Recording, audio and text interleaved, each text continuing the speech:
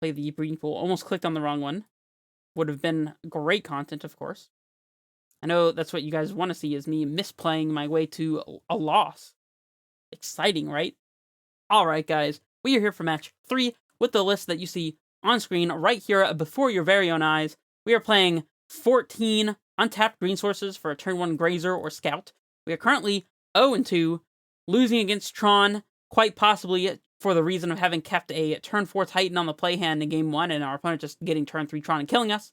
But that's beside the point. And then the second round, we lost against Jeskai Combo, the Walking Ballista Heliod or Spike Feeder Heliod combo deck that's out there, the big one. And that's just not a matchup that we can realistically expect to win, in all honesty. So hopefully we'll get some better pairings and some better luck as we jump into this match.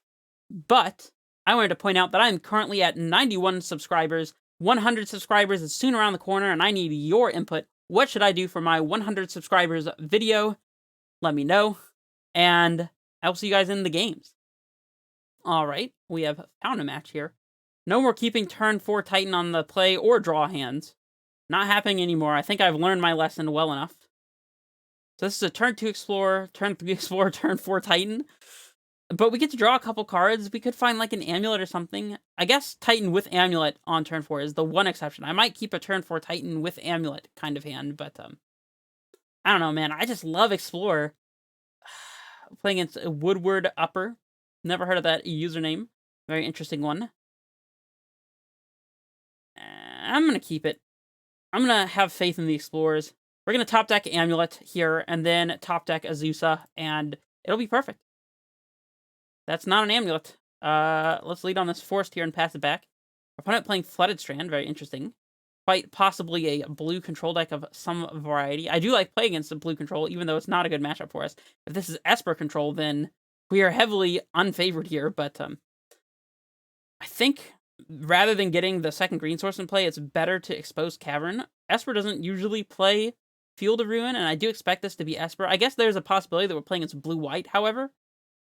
And since we don't know for sure our opponent's playing black, I'm not going to risk the Cavern Souls getting fielded. But as soon as we know our opponent's playing black, I'll just put this Cavern Souls.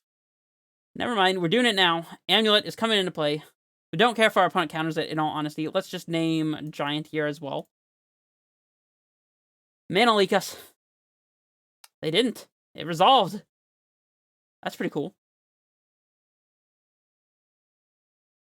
So, in theory, we could cast a Titan this upcoming turn by packing for Azusa, but... Whoa, our opponent's on Stevens? Dude, this is a Jeskai deck.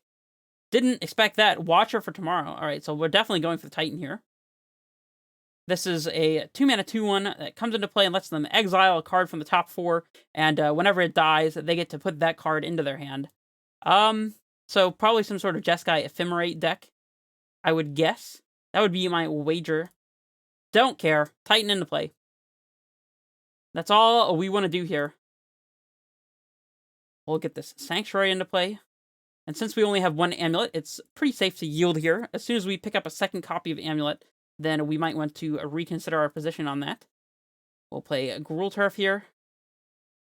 Float the manas. Might as well float them all. Pick up the Gruul Turf. Play the Gruul Turf. Leaving all of our lands in play here so we have access to as much mana as possible this upcoming turn. We've got plenty of lands, of course. Our opponent has scooped it up. Draws their next couple cards. Cool. They didn't even want to see the Titan. They just trusted from the mana that we floated that we had it. Of course, we did. And I don't blame our opponent for scooping there, to be honest. Probably want Dismembers to deal with Soul Herder if they are playing that card. They very well may be. Explosives is interesting. If our opponent's on more of a 1-drop, like Noble Hierarch and Birds of Paradise, or like Arbor Elf, like mana strategy, then the explosives could be quite good. Otherwise, they're not fantastic. I think I'm more inclined not to have them. I think these are the only 6 cards I want for the time being, assuming our opponent's on something a little more controlling. Speaking of more controlling, we don't want Grazers against a controlling matchup, just going down a card to ramp. Not really the most impactful. Scout doing double duty here, being able to activate to put multiple lands into play, ramp us several times over, definitely worth the slot, although I could see trimming 1 Scout, just to be certain. Ghost Quarter seeming pretty irrelevant here.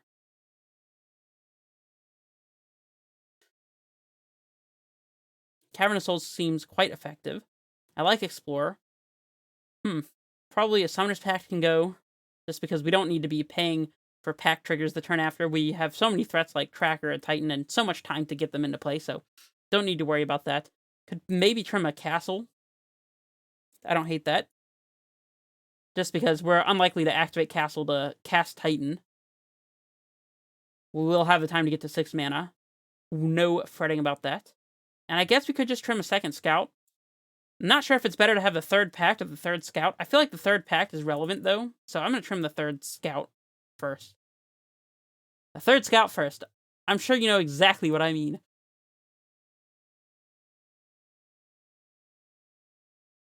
Alright, we have a turn 1. Just kidding. Turn 2 Amulet. And we have a threat to follow up. And we have plenty of lands, including a bounce land. So we're absolutely keeping this. See if we can see more of our opponent's strategy here. Pop open the graveyards for literally no reason. Turn 1 tapped Foundry go. Bold statements here. We'll play out this T-West and marvel at the fact that we've drawn both of the Valcuts that are present in our deck list. It's pretty interesting. It makes Dryad very good, though. I'm not complaining. See what our opponent's got here. Another Watcher for tomorrow, quite possibly. Damping Sphere. It's not one that I expected. That is A-okay, though. Here comes the Amulet. Might as well get our Valcut out of the way here. Pass it back. Yeah, Damping Sphere is a little annoying. Although we have plenty of green sources to cast Titan. Excuse me. We do have plenty of green sources to cast Titan here. To just top deck. Naturally, of course. Saheeli Rye. Okay, so our opponent's on Cat Combo. That's extremely interesting. Our opponent gets to scry here and do some damage to us. We'll just yield to this turn because don't know why I wasn't already yielded. Alright, well, I mean, I guess we're putting Tracker into play.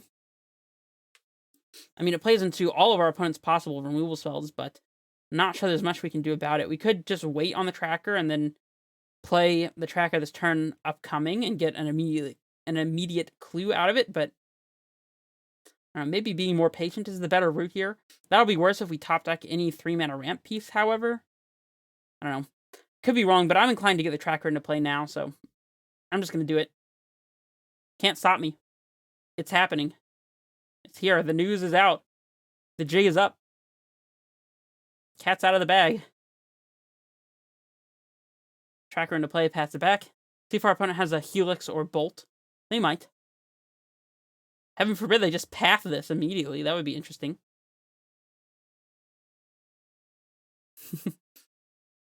I wouldn't be super surprised if our opponent did that, though, to be honest. It's not like we could Titan the turn after if they did that. Oh, our opponent just has Felidar Guardian here quite... Yep, so for those of you who are not aware, Felidar Guardian is a 4-mana 1/4 that when it comes into play, you can exile another permanent you control and then return it to the battlefield.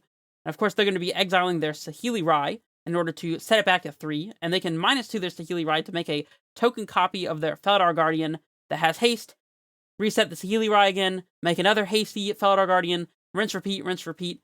We'll be facing down infinite 1/4s, or nearly infinite, and we can just go ahead and scoop it up here. We have been bested. We know the drill here. So, yeah, our opponent's on Cat Combo. Didn't see that coming. That probably makes this matchup a little more complicated. I don't think that it means that we want explosives, though. I mean, we could to blow up Saheeli Rye if we put it on 3, but that doesn't seem super impactful. Scout, however, to interact at instant speed with Valcut triggers actually seems like it could be quite relevant. And we don't have as much time to be messing around with Explore as we thought we did. Not seeing any targets for Force of Vigor or Reclamation Sage at this point. Doesn't mean they're not there. They could be. Garen Briggs seems a little better now as well. Probably don't need this Radiant Fountain. Bajuka Bog not looking fantastic either, actually. I'd rather have the Radiant Fountain over the Bog, just to make sure that we can cast our amulets on 1. Could even get Ghost Quarter in here to be able to give ourselves a green source in the worst-case scenario. I don't know if that's better than Fountain. I think maybe it is. If that failsafe comes up, then we'll be very glad to have the Ghost Quarter, and the 2 life is unlikely to matter. I mean, actually, now that I think about it, we did see Damping Sphere, so perhaps having Rex Sage and a Force makes sense. And Cutting Explorer makes a lot of sense against these Damping Sphere type effects. Yeah, I think just one Sage and one Force is good enough to deal with Sphere, as we don't actually have to deal with Sphere in the first place, in all honesty. We'll play first, of course. We got a turn 1 Scout hand. Need a couple lands, particularly a bounce land would give us Titan mana, assuming our opponent doesn't have Damping Sphere, so I will keep this. Play the Breeding Pool. Almost clicked on the wrong one. Would have been great content, of course. I know that's what you guys want to see, is me misplaying my way to a loss. Exciting, right? Prey Stream, go. We do have the bounce lane, which is fantastic. Let's play out this TOS and pass it back. Not attacking with this Grazer, are you crazy? See if they have the Damping Sphere. Wet Ball, nope. Watcher for tomorrow. Don't mind this one that much. Must say. Can't cast Titan this upcoming turn, but we can put Dryad into play. And then our Titan will be getting Valka triggers, which is quite fancy. Definitely putting a land into play. Probably doesn't matter. I think in case we've hit Amulet, we might want to keep the Sanctuary in hand, but I mean, we'll probably end up playing the Sanctuary out anyways. I suppose if we drew exactly another Scout, or an Amulet, I guess, for that matter, then we want to be able to play both this upcoming turn.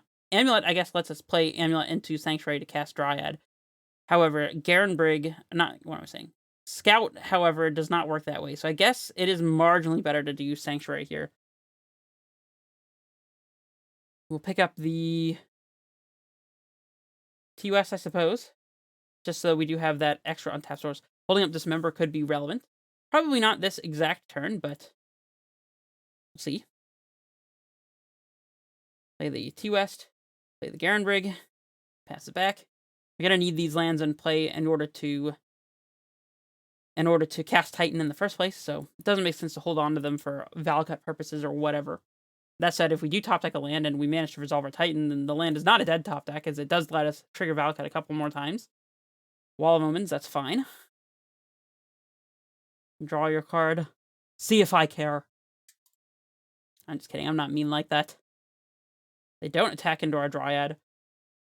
Terrible mistake. Definitely wouldn't have blocked. Cavern is very interesting. We have a Summoner's Pact backup to get a second Titan, or another Dryad, so I think it's extremely free here to just make our opponent have the Path to Exile. We're not even at risk of dying to the combo here. If our opponent had a Saheeli Rai in play, then we could potentially get Valcut and a bounce, not Valcut, a bounce land. No, I guess there's not really a great way we could play around that. I was thinking if we had Valcut in play, we could get bounce land and like a Windswept Heath and play the Heath and hold up the activation, but we already have Scout instant speed for that anyways, so whatever. Double Valcuts, no more talking and messing around. Just point some triggers upstairs. Always yes, always yield. We might have lethal this turn. I don't know. 8. Not quite lethal, so let's just hold up our Scout activation here for whatever purposes. Don't even think we need to attack with the Dryad. I don't see a reason. Why are we holding up the Scout activation over just playing the Cavernous Holes? I don't know. You tell me. Seems like the arbitrarily correct thing to do, just so we can interact here if we need to. I don't really see what our opponent could do that would make us need to interact, but it is possible. If they have another fetch land here and go down to 6, then we get to gotcha them with our Cavernous Holes in hand here. They do have another fetch land. We'll see if they fetch it. Damping Sphere. You got it. That one's A-okay. They play the Sphere and concede. Well, I gotta give props to our opponent for being such a cool player and being very cool about everything. And yeah, so let's hop back into the deck here. Clearly the deck's OP. Doesn't matter that we were 0-2 before. This win proves that this deck is the most competitive Amulet list. You should be playing this exact 75. I'm sure there's nothing wrong with it at all, so don't even worry about it. And yeah, I'll see you guys for the next match. Don't forget, if you have any suggestions for my 100 subscribers video, then put it in the comments below, and I will see you guys for the next one. This is Redface Menace, signing off.